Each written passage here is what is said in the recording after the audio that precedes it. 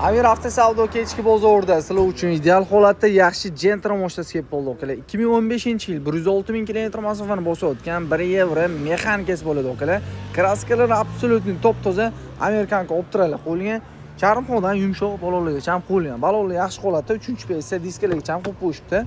Salon holatlarini ham ko'rishingiz mumkin. Paketini propan gaz bo'lon. Xo'p, Mersrol, tablo ashina 106 ming prebek, Pioneerdan yaxshi magnitofon kolonka, video registrator, magic arbutlarga ham ustunovka qilingan. Sidina podograflarga ham bor. Mashinaga yaxshi koordinatlardan chexol, ko'rlarga ham solib qo'yishdi akalar.